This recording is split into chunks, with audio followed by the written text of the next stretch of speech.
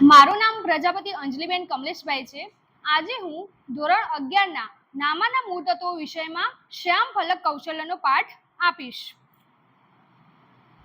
ધોરણ 11ના વર્ગખંડમાં નામાના મૂળ તત્વો વિષયમાં આપ સૌનું હાર્દિક સ્વાગત છે.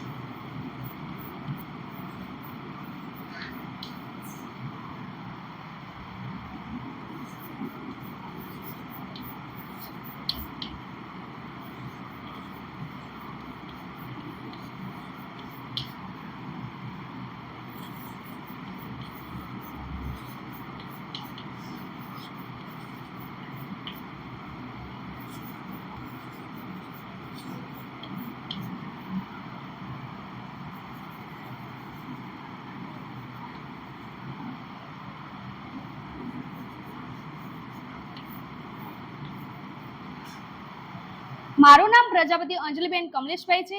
હું સ્વામી વિવેકાનંદ સર્વોદય બેંક એજ્યુકેશન કોલેજ મહેસાણાની પ્રશિક્ષણાર્થી છું. આજે આપણે ધોરણ 11ના નામાના મૂળ તત્વો વિષયમાં એક મહત્વના એકમ વિશે અભ્યાસ કરીશું.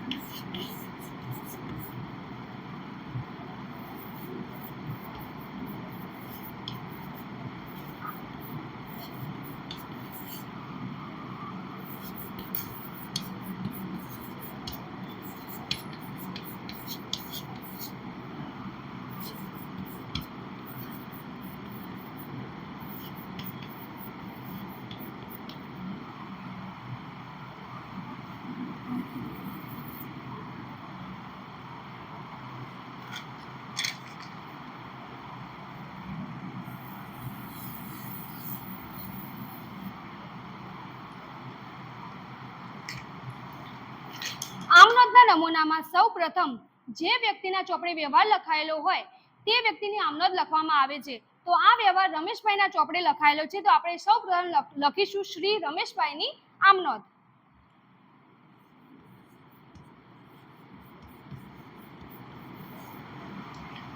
આમનોંધના ચોપડામાં સૌપ્રથમ ખાનું તારીખનું હોય છે. તારીખના ખાનામાં સૌપ્રથમ વર્ષ, પછી મહિનો અને છેલ્લે તારીખ લખવામાં આવે છે. તો આપણે વ્યવહારમાં દર્શાવ્યા મુજબ 2024 જુલાઈ 1 લખીશું.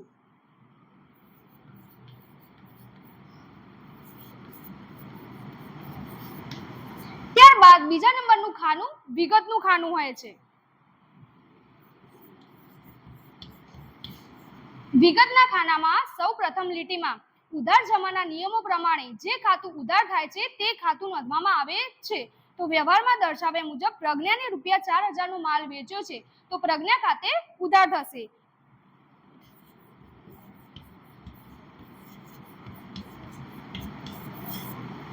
ત્યારબાદ બીજી લીટીમાં ઉધાર જમાના નિયમો પ્રમાણે જે ખાતું જમા થાય છે તે ખાતું નીચેની લીટીમાં થોડી જગ્યા છોડીને ખાતાને પહેલા તે શબ્દ લખવામાં આવે છે.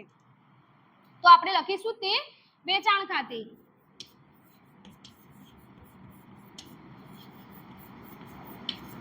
ત્યારબાદ નીચે ટૂંકી વિગત તરીકે બાબત જે લખવામાં આવે છે.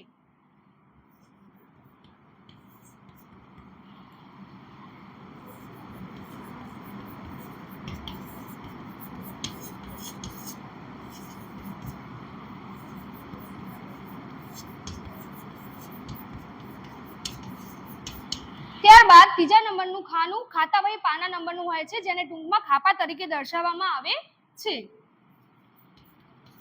તો વ્યવહારમાં ખાતાવહી પાના નંબર આપેલો નથી, તો આપણે નહીં લખીએ. ત્યારબાદ ચોથા નંબરનું ઉધારનું ખાનું હોય છે, જે ઉધારના ખાતાની રકમ ત્યાં લખવામાં આવે છે. તો આપણે વ્યવહાર મુજબ લખીશું ₹4,000. ત્યારબાદ છેલ્લે જમાનું ખાનું હોય છે, એમાં પણ આપણે લખીશું ₹4,000. તો વિદ્યાર્થી મિત્રો, હવે હું તમને કેટલાક પ્રશ્નો પૂછીશ, જે તમને આવડે શાંતિથી જવાબ આપજો.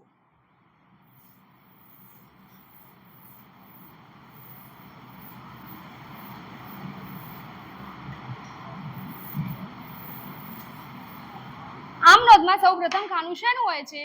બોલો તમે. સરસ. આમનોંધના નમૂનામાં વિગતનું ખાનું કયા નંબરે હોય છે? બોલો હનીબેન. Very good. આમનોંધમાં ત્રીજા નંબરનું શેનું ખાનું હોય છે? બોલો સૃષ્ટિબેન. ખૂબ જ સરસ, થેન્ક યુ.